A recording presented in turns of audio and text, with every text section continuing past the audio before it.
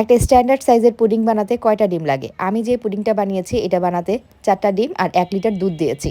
আর এটা কিন্তু খুব ঝটপট কম সময়ের মধ্যে বানিয়ে নেওয়া যায়। এখানে 1 লিটার দুধ আর চিনি একসাথে জাল করে রাখা হয়েছিল, দুধটা ঘন করে রাখা হয়েছে। 1 বাটি পুডিং বানানোর জন্য আমি 4টা ডিম ইউজ করছি। আর অবশ্যই ডিমটি ফ্রিজে থাকলে 1 ঘন্টা আগে নামিয়ে রাখতে হবে। নরমাল টেম্পারেচারের ডিম না হলে কিন্তু পুডিং ভালো হবে না। সবগুলা ডিম আমি একটা বাটিতে একসাথে ভাঙবো না, এতে করে দেখা যায় একটা ডিম যদি নষ্ট পড়ে তাহলে সবগুলা ডিম ফেলে দিতে হবে।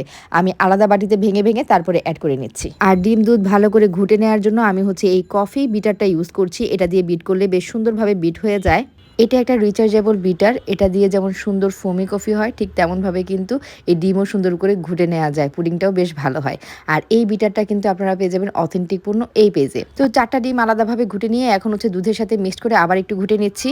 এখন এর সাথে আবার একটু পাউডার মিল্ক অ্যাড করে নিচ্ছি, এতে করে দুধের ঘনত্বটা বাড়বে, খেতে ভালো লাগবে। দুধটা জাল করার সময় কিন্তু পাউডার মিল্কটা আপনারা দিয়ে নিতে পারেন। এখন আবার একটু ঘুটে নিচ্ছি। এখন পুডিং এর বাটির মধ্যে সামান্য পানি নিয়ে এটার মধ্যে 3 থেকে 4 টেবিল চামচের মতো চিনি দিয়ে নিলাম ক্যারামেল রেডি করার জন্য। পানি কিন্তু বেশি দেওয়া যাবে না, জাস্ট চিনিটা ভিজে এই পরিমাণে পানি দিতে হবে। ক্যারামেলটা হালকা একটু বাদামি কালার হওয়ার পরই আমি নামিয়ে নিচ্ছি। আর ক্যারামেলটা ঠান্ডা হওয়ার পর আমি দুধ ডিমের মিশ্রণটা ঢেলে দিচ্ছি। যে কোনো হাঁড়িতে নিচে একটু পানি দিয়ে তারপরে বক্সটা দিয়ে দিতে হবে, এরপর হাঁড়িটা ঢেকে দিতে হবে। আমি প্রেসার কুকারে দিয়েছি, 40 মিনিটের মতো সময় লেগেছে।